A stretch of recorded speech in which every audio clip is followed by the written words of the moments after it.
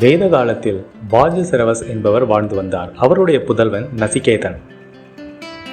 வாஜுசிரவஸ் இவ்வுலகையே ஆளும் பேரரசனாக விருப்பம் கொண்டார். அந்த பலனை தரும் விஸ்வஜித் என்ற யாகத்தை செய்தார். விஸ்வஜித் யாகத்தின் நிபந்தனை விசித்திரமானது. உலகில் உள்ள அனைத்தையும் ஆளும் சக்தி பெறவே இந்த யாகம். ஆனால் அது நிறைவேற வேண்டுமென்றால் தன்னிடமுள்ள அனைத்தையும் தானம் செய்ய வேண்டும். அனைத்தையும் துறக்க சித்தமாக இருப்பவனுக்குத்தான் அனைத்தும் உரிமையாக இருக்க முடியும். நிபந்தனைப்படி வாஜுசிரவஸ் அனைத்தையும் தானம் செய்தார். ஆனால் தனக்கு உதவாதவற்றை தானம் என்ற பெயரில் கொடுத்தார். உதாரணமாக, அந்நாட்களில் பசுக்களின் எண்ணிக்கையே ஒருவரின் செல்வச் செழிப்பை நிர்ணயிக்கும். எனவே பசுவை தானம் செய்வது சிறந்தது. இவரோ மரணத்துக்காக காத்திருக்கும் கிடப்பசுக்களை தானமாக அளித்தார். இதனால் தானத்தின் பலன் கிடைக்காமல் போவது மட்டுமல்ல, தானத்தின் அடிப்படை கருத்தை சரியாக கடைபிடிக்காததால் இரட்டை தவறுகள் செய்தார். அவருடைய மகன் நசிகேதன் அனைத்தையும் கவனித்தான். தந்தையிடம் சென்று, அப்பா, என்னை யாருக்கு கொடுக்கப் போகிறீர்கள் என்று கேட்டான். சிறந்தவற்றை தானம் செய்ய வேண்டும் என்பதை நினைவூட்டும் விதமாக 3 முறை கேட்டான். கோபமுற்ற வாஜுசிரவஸ், உன்னை யமனுக்கு கொடுக்கிறேன் என்றார். தந்தை கோபத்தில் சொல்லியிருந்தாலும் அவர் சொன்னபடி யமனிடம் போக வேண்டும் என்று நசிகேதன் தீர்மானித்தான். இம்முடிவை தந்தையிடம் கூறினான். அவர்தான் கோபத்தில் கூறிய வார்த்தைகளை எண்ணி வருத்தமுற்றார். அவருக்கு ஆறுதல் கூறிய நசிகேதன், வாழ்க்கை நிலையற்றது. மனிதன் செடி கொடிகளைப் போல் பிறக்கவும் இறக்கவும் செய்கிறான். பிறந்தவர்கள் இறப்பதும் இறந்தவர் பிறப்பதும் உறுதி. எனவே நான் யமலோகம் செல்வதை பற்றி கலங்க வேண்டாம் என்றான். நசிகேதன் யமலோகத்தை அடைந்த போது யமன் அங்கு இல்லை. எனவே யமனின் மாளிகையின் முன் 3 நாட்கள் காத்திருந்தான். யமன் வந்ததும் மந்திரிகள் மூலம் செய்தி அறிந்தான். நசிகேதனை நோக்கி, விருந்தினரான நீ 3 நாட்கள் உணவின்றி தங்க நேர்ந்தது நான் செய்த குற்றம். அப்பழியை போக்க என்னிடமிருந்து 3 வரங்களை பெற்றுக்கொள் என்றார். நசிகேதனின் 3 வரங்கள்.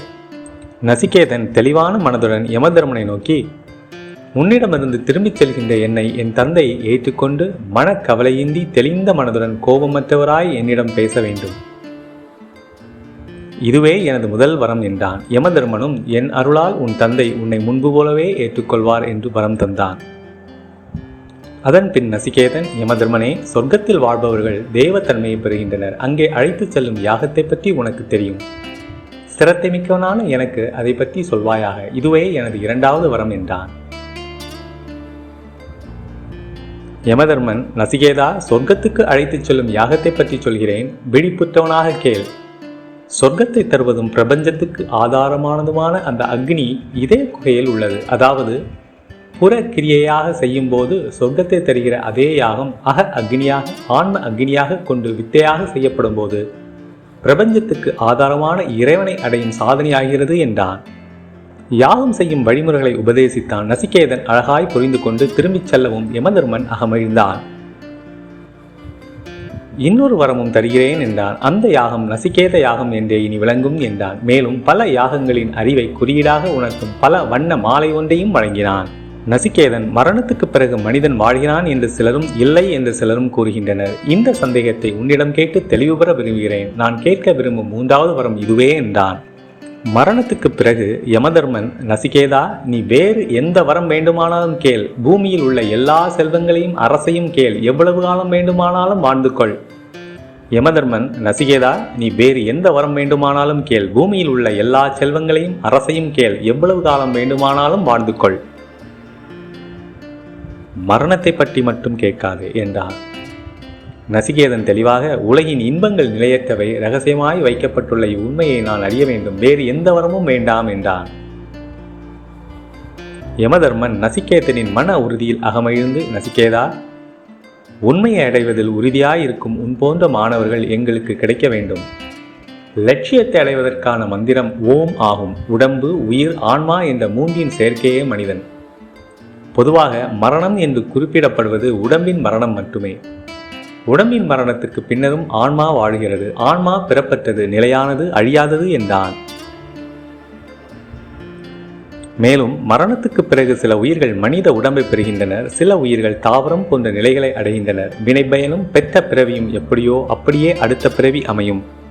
ஆன்மா ஒன்றாக இருந்தாலும் பல்வேறு உயிரினங்களில் அந்தந்த வடிவத்தில் விளங்குகிறது. அதே வேளையில் அந்த வடிவங்களுக்கு வெளியேறும் திகழ்கிறது. ஆன்ம அனுபூதி, இறை அனுபூதி என்பது ஓர் அனுபவம். உணர வேண்டியது இறைவன் பேராற்றலின் உறைவிடம் என்பதை அறிய வேண்டும். அவ்வாறு உணர்பவன் மரணமில்லா பெருநிலையை அடைகிறான். மனதை சார்ந்திருக்கும் எல்லா ஆசைகளும் விலகும்போது மனிதன் மரணமற்றவன் ஆகிறான்.